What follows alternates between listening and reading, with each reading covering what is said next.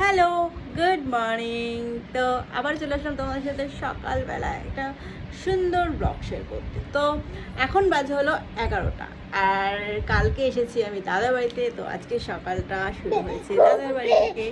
তো সকালবেলা তো আমি ঘুম থেকে উঠে ব্ল্যাক কফি খেয়ে নিয়েছি, আর আমাকে দেখে বুঝতেই পারছো আজকে একটুখানি মুডটা ভালো আছে, মনটাও ভালো আছে, মুডটা ফ্রেশ আছে, কারণ আমি আমার প্রিয় জায়গায় এসেছি।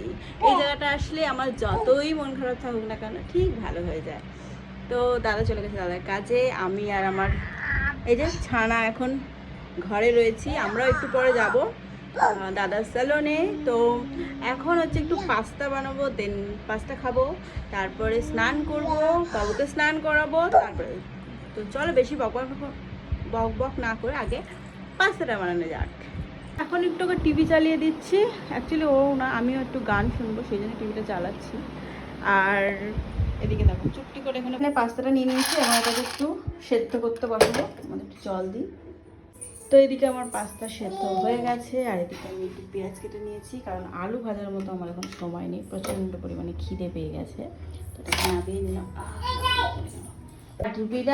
কাঠবিড়ালি পেয়ারা তুমি খাও, গুড় মুড়ি খাও। কড়াই বসিয়ে দিয়েছি, তারপরে একটু সামান্য তেল দিয়ে দেবো, জাস্ট পেঁয়াজটা একটু ভেজে আর পাস্তাটা একটু ফ্রাই করবো আর কি। তেলটা অনেকটা পড়ে গেল মনে হয়। এখন দিয়ে দিচ্ছি কেটে রাখা পেঁয়াজটা। এদিকে আমার রেডি ইনস্ট্যান্ট পাস্তা, কিচ্ছু দিইনি এর মধ্যে। আলু দিলে অনেকটা সময় লাগতো ভাজতে, সেজন্য আলুও দিইনি। আর বাইরে দেখো ঝিরিঝিরি বৃষ্টি হচ্ছে,